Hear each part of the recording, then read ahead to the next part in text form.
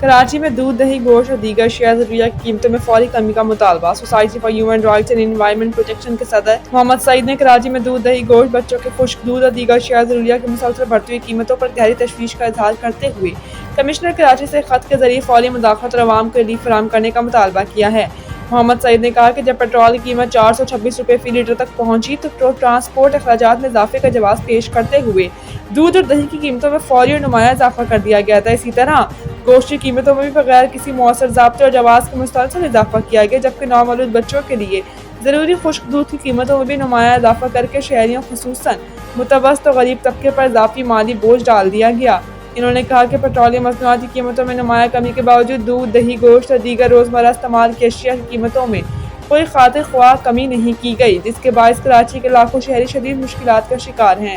صدر society for human rights and environment protection Muhammad Saeed نے commissioner Karachi سے مطالبہ کیا کہ دودھ، دہی، گوشت اور دیگر بنیادی اشیاء خوردونوش کی قیمتوں میں فوری کمی کرائی جائے اور شہر بھر کی مارکیٹوں میں سرکاری نرخ ناموں پر سختی سے عمل درآمد یقینی بنایا جائے۔ انہوں نے مزید کہا کہ تمام بڑی مارکیٹوں میں پرائس کنٹرول مجسٹریٹس کو فعال بنایا جائے تاکہ ناجائز منافع خوری اور اوور چارجنگ کا مؤثر سدباب کیا جا سکے۔ محمد سعید نے تجویز پیش کی کہ کمشنر آفس کی براہ راست نگرانی میں ایک مؤثر شکایتی نظام قائم کیا جائے اور عوام کی سہولت کے لیے فعال ہیلپ لائن نمبرز جاری کیے جائیں تاکہ قیمتوں سے متعلق شکایات پر فوری کارروائی ممکن ہو سکے۔ انہوں نے سمر پر بھی تشویش کا اظہار کیا کہ پرائس کنٹرول نظام میں نچلے درجے کے بعض اہلکاروں اور بعض تاجر تنظیموں کے درمیان مبینہ غیر رسمی روابط کے باعث مارکیٹوں کے سرکاری معائنوں کی معلومات قبل از وقت لیک ہو جاتی ہے۔ اس صورتحال سے بعض ناجائز منافع خور عناصر کو سرکاری کارروائی سے قبل قیمتوں میں عارضی رد و بدل یا خلاف ورزیوں کو چھپانے کا موقع مل جاتا ہے، جس سے پرائس کنٹرول نظام کی مؤثریت متاثر ہوتی ہے۔